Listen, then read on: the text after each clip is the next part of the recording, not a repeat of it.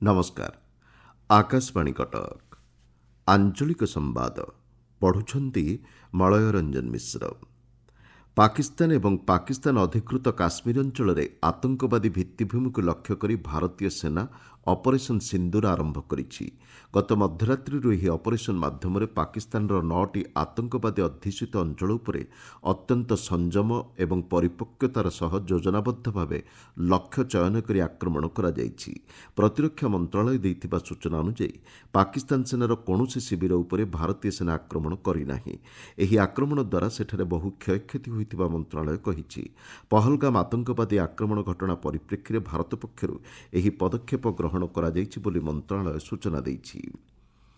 केन्द्र स्वराष्ट्र मंत्रालयर निर्देश क्रमे आज राज्यर 12टी स्थान में सुरक्षा संपर्कित मक ड्रिल हेब। ସେହି ସ୍ଥାନଗୁଡ଼ିକ ହେଉଛି ଭୁବନେଶ୍ୱର, ବାଲେଶ୍ୱର, କୋରାପୁଟ, ଗୋପାଳପୁର, ହୀରାକୁଦ, ପାରାଦୀପ, ରାଉରକେଲା, ଭଦ୍ରକ, ଢେଙ୍କାନାଳ, ଜଗତସିଂହପୁର, କେନ୍ଦ୍ରାପଡ଼ା ଓ ତାଳଚେର। ମିଳିଥିବା ସୂଚନା ଅନୁଯାୟୀ ଆଜି ଅପରାହ୍ନ 4ଟାରେ ମକ୍ ଡ୍ରିଲ୍ ପାଇଁ ସାଇରନ୍ ବାଜିବ। ପ୍ରଥମ ପର୍ଯ୍ୟାୟରେ ଆଜି ଉପକୂଳବର୍ତ୍ତୀ ଜିଲ୍ଲା ଏବଂ ସହରାଞ୍ଚଳରେ ମକ୍ ଡ୍ରିଲ୍ କରାଯିବ।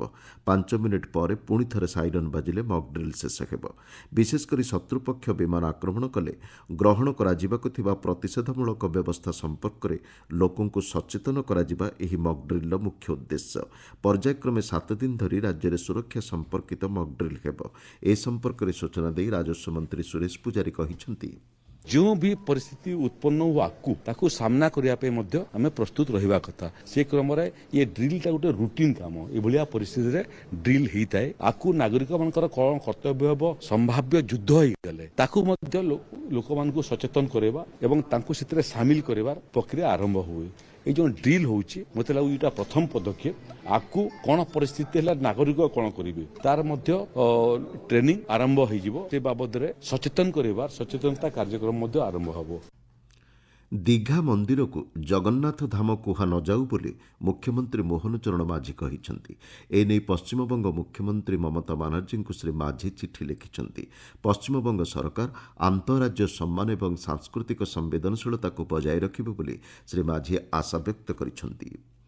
पुरी रे विमान बंदर कार्यक्षम हेले राज्यर आंचलिक संयोगीकरण वृद्धि पाइब एवं आर्थिक अभिवृद्धि को नूतन गति मिलिब बोली मुख्यमंत्री मोहन चरण माझी कहिसेंति।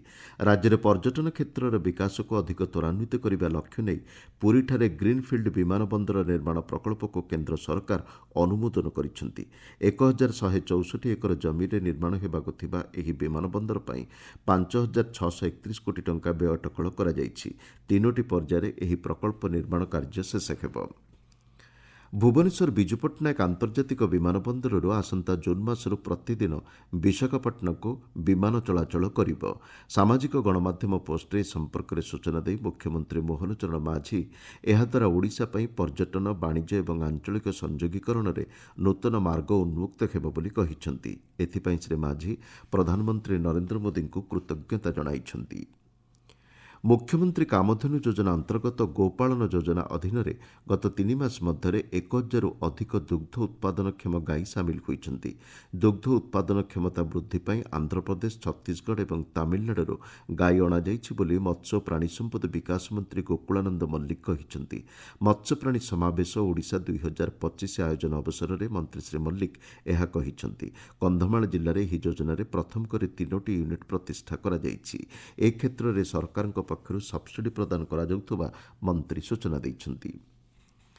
कृषि क्षेत्र को अधिक विकसित करिबारे वैषयिक ज्ञानकौशलर व्यवहार अत्यंत गुरुत्वपूर्ण बोली उपमुख्यमंत्री कनक वर्धन सिंहदेव कहिसेंति। कृत्रिम बुद्धिमत्तार उपयोग माध्यम चाषी को समय उपयोगी सूचना प्रदान करने लक्ष्य नहीं सरकार एही पदक्षेप ग्रहण करुछन्ति बोली से कहिसेंति। भुवनेश्वर लोकसेवा सम्मिलनी कक्ष में गतकाली कृत्रिम बुद्धिमत्तार प्रयोग में चाषी को आगुआ सूचना प्रदान करने संक्रांत एक रूपरेख AMNEX संस्था पक्षर प्रस्तुत करा जायछि। एही बैठक में कृषि विभाग उच्चस्तरीय पदाधिकारी जोग देइथिले। ରାଜ୍ୟରେ କାଳବୈଶାଖୀ ଜନିତ ବର୍ଷାର ପ୍ରଭାବରେ ଦିନର ତାପମାତ୍ରା ହ୍ରାସ ପାଇଛି। ଭୁବନେଶ୍ୱର ଆଞ୍ଚଳିକ ପାଣିପାଗ ବିଜ୍ଞାନ କେନ୍ଦ୍ରର ସୂଚନା ଅନୁସାରେ ଗତକାଲି ପ୍ରାୟ ସମସ୍ତ ସହର ତାପମାତ୍ରା 40 ଡିଗ୍ରୀ ସେଲ୍ସିୟସ୍ ତଳେ ରହିଥିଲା। ସେହିଭଳି ଆସନ୍ତା 24 ଘଣ୍ଟା ମଧ୍ୟରେ ଘଡ଼ଘଡ଼ି ସହ ବର୍ଷା ହେବା ନେଇ 8ଟି ଜିଲ୍ଲାକୁ ସତର୍କ ସୂଚନା ଜାରି କରାଯାଇଛି।